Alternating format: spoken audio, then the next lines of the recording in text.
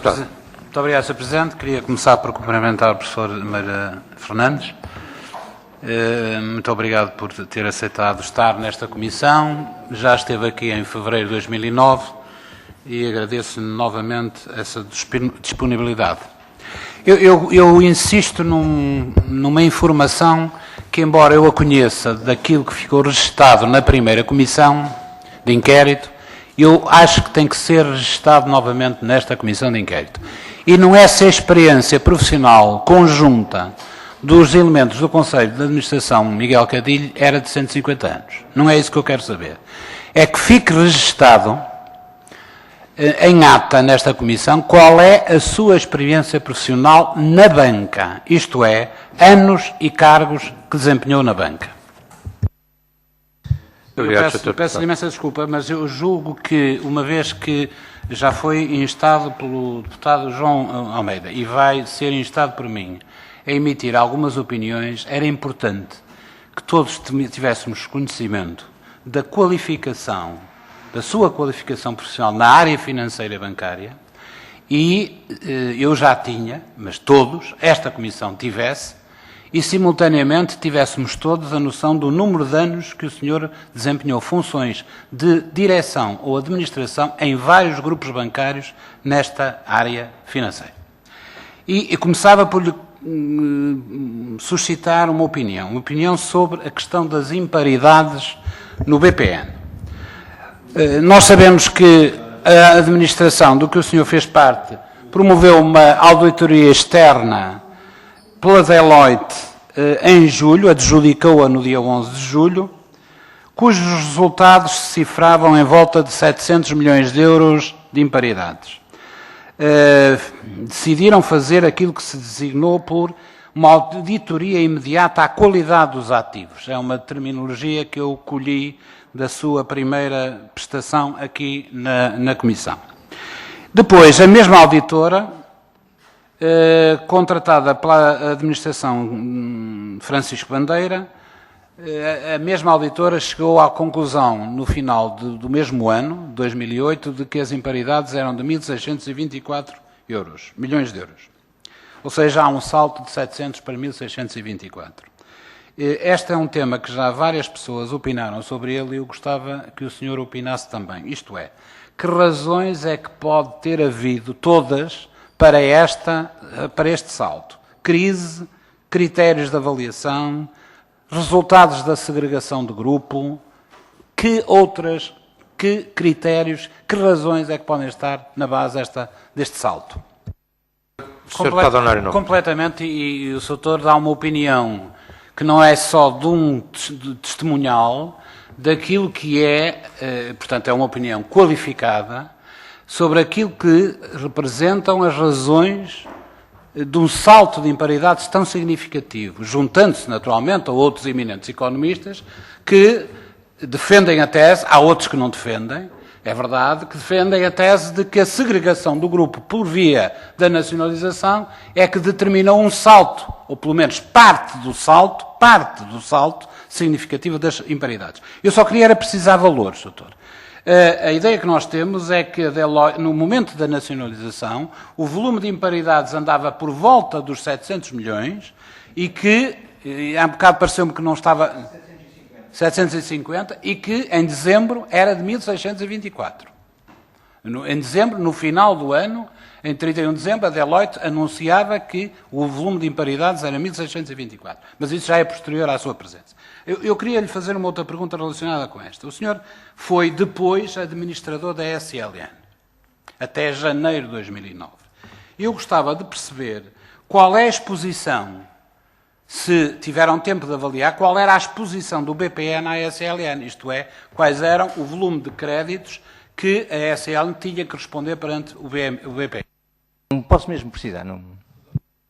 Mas deixe-me só precisar um elemento. Não tem nenhum documento em casa que possa socorrer-se para nos ajudar.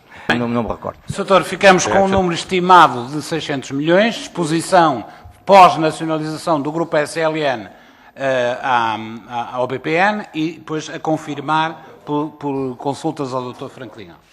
Doutor, eu queria perceber O que é que vos levou, a si e aos outros colegas que ficaram no grupo SLN, a demitirem-se em janeiro da administração do grupo SLN?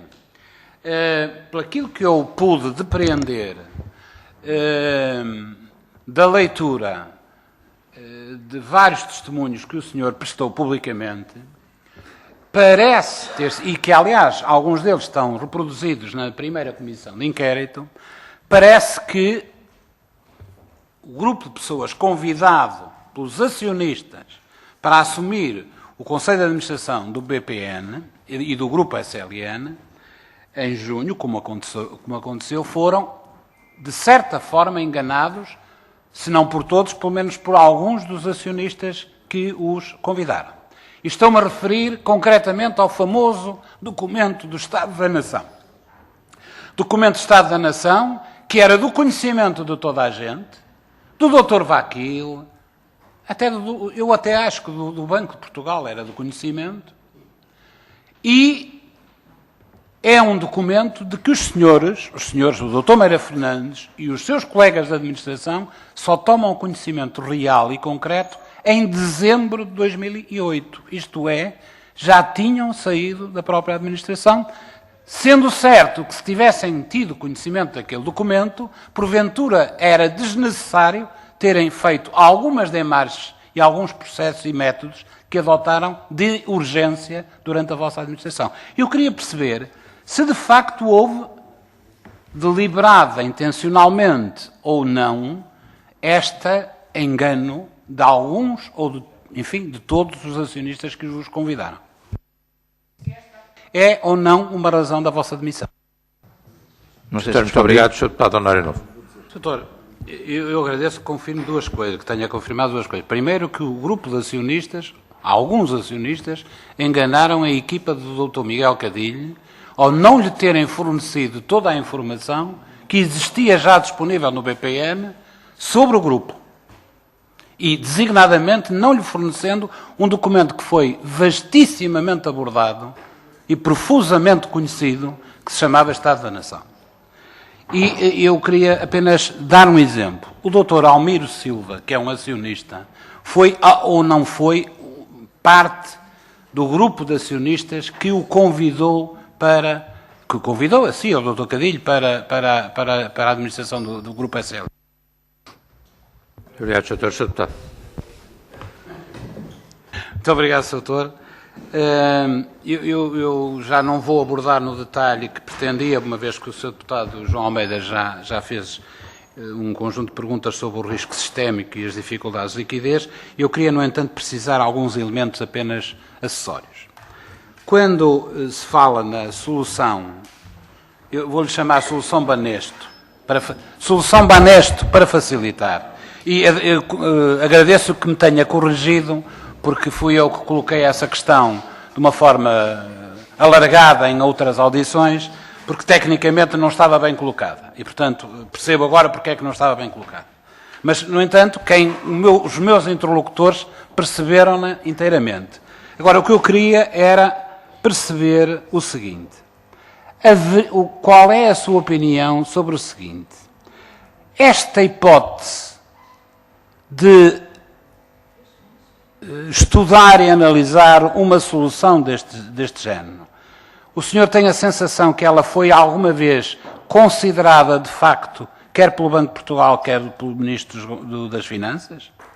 Haveria ou não haveria algum interesse dos outros bancos em participar numa solução à espanhola, para utilizar a solução que referiu relativamente ao Banesto? Responder, Sr. Muito obrigado. Eu acho, quer dizer, portanto é um pensamento completamente subjetivo, uma informação muito minha.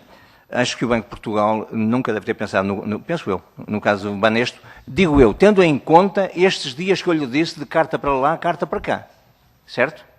Portanto, nós resolvemos os assuntos em 3 dias ou 5 dias, acho, mas não tenho a certeza. Portanto, o Banco de Portugal sabe de certeza absoluta isto. Há uma coisa que eu sei, Sr. Engenheiro, é que a análise de custos-benefícios da tomada de decisão não foi feita.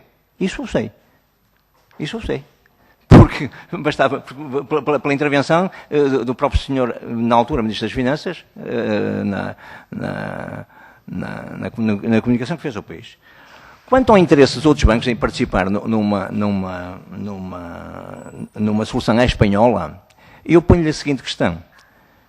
Não ponho questão, que não, por amor de Deus não posso pôr questões, mas faço uma reflexão. Se houvesse risco sistémico, os outros bancos tinham todos os interesses em participar. Logo, porque o risco sistémico contagia quem? Os outros. Ora, os outros que poderiam evitar o contágio entrando na solução. Portanto, como não há risco sistémico nenhum, nem se pensa, na minha opinião, nem se pensa na solução.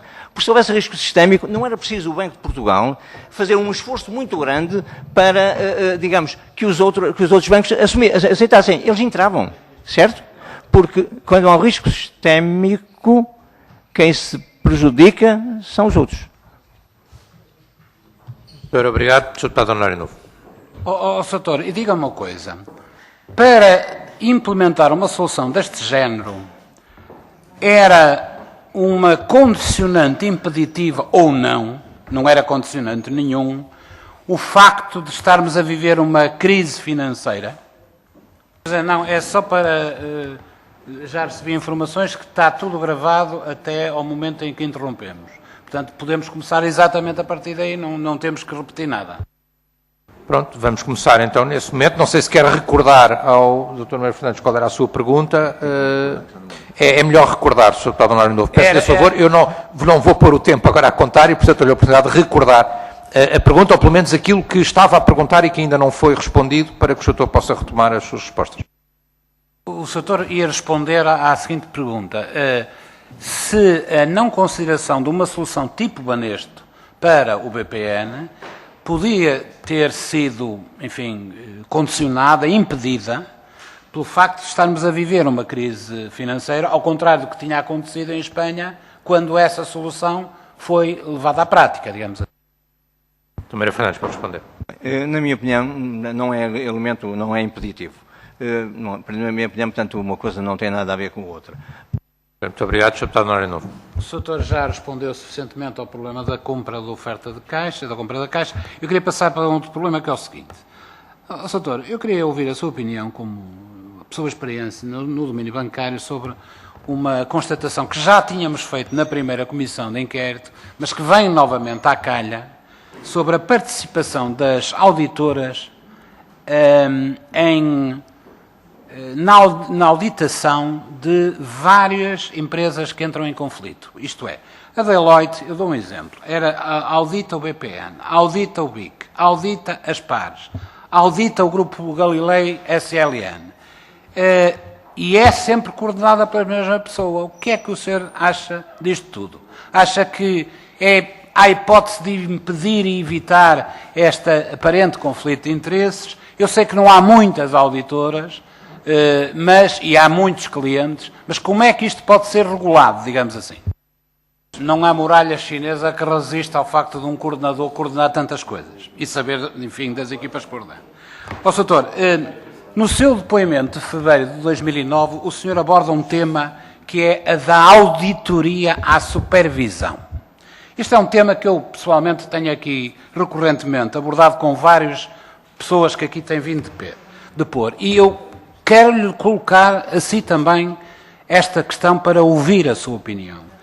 Como é que que entidade é que pode funcionar junto deste regulador da supervisão ou de outros, como à semelhança e imagem daquilo que o Tribunal de Contas funciona junto à administração pública? Não será certamente um conselho que existe no Banco de Portugal, presidido pelo Dr. Rui Vilar, que pode desempenhar estas funções? Há alguma entidade, pode ser criada? O que é que o senhor acha sobre isto? Sr. Deputado. O senhor referiu-se publicamente a um contrato, a duas coisas. A primeira é que o BPN não foi assumido pela administração Cadilho como pertencendo formalmente à SLN. E nessa sequência é perfeito um contrato de prestação de serviços entre o BPN e o Banco Insular para a realização da contabilidade do Banco Insular. Isto é mais ou menos por agosto de 2008. Eu queria saber quem é que ajudou a administração a elaborar este contrato de prestação de serviços. Quem é que o preparou dentro do sistema, enfim, dos funcionários, dos técnicos do BPN? A dúvida que o Dr. Armando Pinto sabia exatamente o que é que se passava com o Banco Insular e as relações que tinha com o BPN. Em fevereiro de 2009, o Sr. Doutor disse que para reforçar, na audição que teve aqui na primeira comissão, para reforçar a liquidez do banco, estava em curso a venda dos quadros de Miró, a utilização das moedas e a securitização de crédito. Sobre a venda das moedas já falou. Eu queria perceber porque é que não foram vendidos os quadros de Miró, se foi feita na altura da sua gestão alguma avaliação por alguma daquelas leiloeiras e o que é que significava esta operação de securitização do crédito pessoal, de que, salvo erro, era 200 milhões de euros. Não foi vendido nenhum, nem aqueles que eram de propriedade autónoma, plena do BPN. Inicialmente, isto enquadra nisto, não vou voltar atrás, enquadra. Inicialmente, nós, administradores do BPN, nomeadamente o Dr. Miguel Cadilho, tinha força contratual para dizer à SLN, esta empresa ou este grupo não nos interessa, vamos vender, aquela empresa não interessa, vamos vender, estes quadros não interessa, vamos vender. Nós íamos vender ativos da SLN, para quê? Por dois motivos, para insuflar liquidez no banco, para diminuir os rácios de concentração e os limites de grandes riscos. Quando o BPN nos sai das mãos, nós ficamos na SLN e os senhores acionistas da SLN, se vendessem aquilo que nós dizíamos, perdiam património. Quer dizer, vender para quê? Para dar para pagar? Não, não pagamos. Vamos ficar com eles e vamos diluir. Portanto, passados 3 anos, 4, quase, não há um único quadro que tenha sido vendido, nem uma única moeda de ouro que tenha sido transformada em dinheiro. Como é que o senhor avalia esta paralisação absoluta destes ativos facilmente realizáveis? Ou as pessoas não precisam de vender, têm liquidez, ou outra coisa qualquer. Não é a situação do BPN, Sr. Não? Não sei. Doutor, a última pergunta que eu tenho, Sr. Presidente, é a seguinte. Referiu-se aí a que o apoio à liquidez dado pelo Banco de Portugal naquele período crítico era um apoio à liquidez feito às pinguinhas. Foi a expressão que usou. Eu queria perceber o seguinte. Esse apoio às pinguinhas é o resultado de uma vontade do Banco de Portugal ou é o resultado de uma imposição legal existente? Ou é um ato do Banco de Portugal passível de ser objeto de análise externa por alguma entidade externa que, digamos assim, acompanha este tipo de cedências de liquidez por parte do Banco Central Português?